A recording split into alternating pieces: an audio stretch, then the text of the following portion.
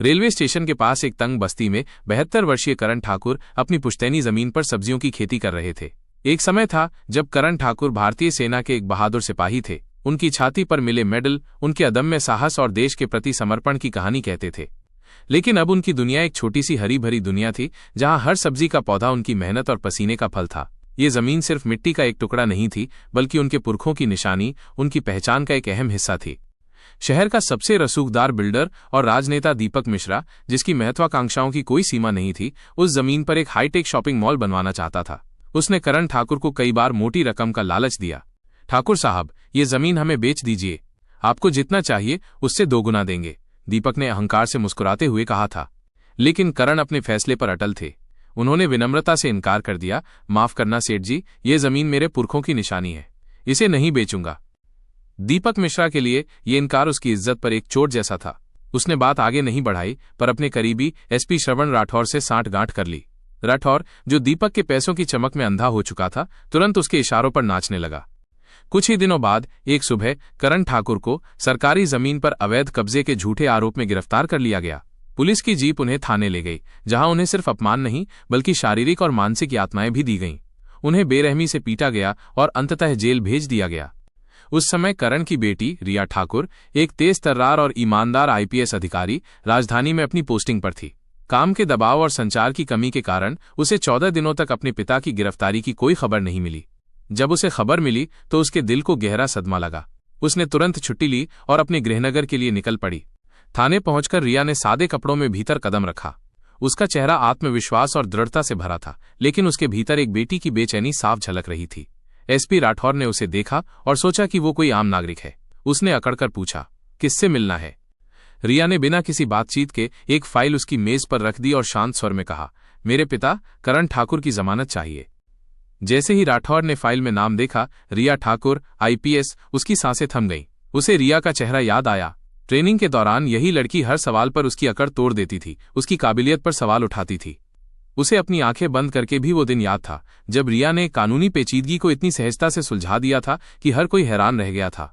रिया ने सीधे राठौर की आंखों में देखते हुए कहा, ये मेरे पिताजी हैं, इनकी जमानत का आदेश मैं स्वयं लेकर आई हूं, अब ये कैदी नहीं है। जब करण ठाकुर थाने से बाहर आए और अपनी बेटी को पुलिस की वर्दी में देखा तो उनकी आंखों में गर्व और दर्द के आंसू एक साथ बह निकले। गर्व इस बात का था कि उनकी बेटी ने इतनी बड़ी सफलता हासिल की थी, और दर्द इस बात का था कि उसे अपने ही पिता को बचाने के लिए आना पड़ा था। ये सिर्फ शुरुआत थी। रिया ने राठौर को यह भी चेतावनी दी कि अब असली लड़ाई शुरू होगी। रिया ने तुरंत जांच शुरू की। उसे जल्द ही पता चला कि उसके पिता ही नहीं बल्कि दर्जनों गरीब परिवारों की जमीनों पर भी दीपक मिश्रा की नजर थी। सरकारी अधिकारियों की मिलीभगत से फर्जी दस्तावेज बनाए गए थे। एक एक करके रिया ने तहसील, पटवारी और रजिस्ट्रार को तलब किया। सबको नोटिस भेजा गया और फाइलें दोबारा जांच के लिए खोली गईं। एक रात करण ठाकुर के पुराने घर की दीवार पर किसी ने धमकी भरा संदेश लिखा, बहुत बोलोगे तो आवाज भी नहीं बचेगी। लेकिन रिया डरी नहीं।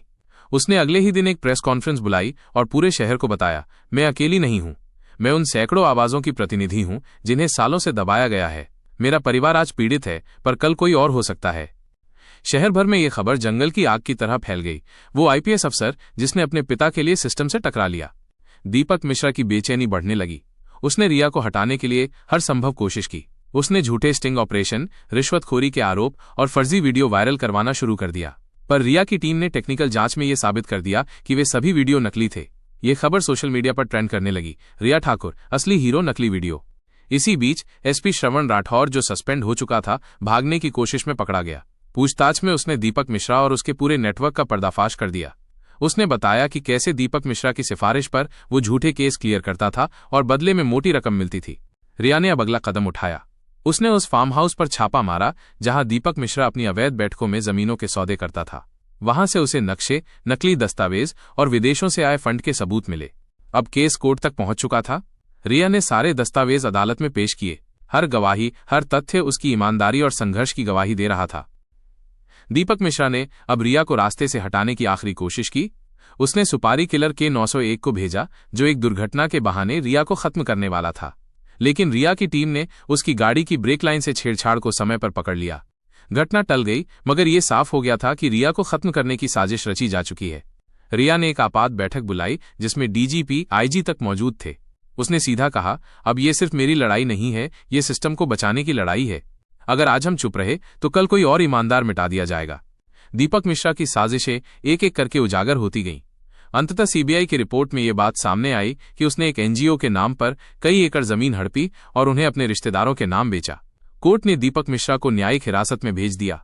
अब वो रसूखदार बिल्डर और राजनेता नहीं बल्कि एक आरोपी था। इस पूरे संघर्ष के दौरान जनता, खासकर युवा, रिया से प्रभावित हो चुके थे। कॉलेजों में छात्राएं उसकी तरह बनने का सपना देखने लगीं। रिया ठाकुर मॉडल अब प्रशासनिक सुधारों का प्रतीक बन गया था। केंद्र सरकार ने उसे राष्ट्रपति पदक से सम्मानित किया, पर रिया का लक्ष्य सिर्फ सम्मान नहीं था बल्कि व्यवस्था में सुधार था। उसने हर जिले के जमीन दस्तावेजों को डिजिटल करवाया, आरटीआई सूचना का अधिकार प्रक्रिया को आसान बनाया और एक सार्वजनिक मंच शुरू किया जहां आम लोग अपने और सुझाव रख सकते थे।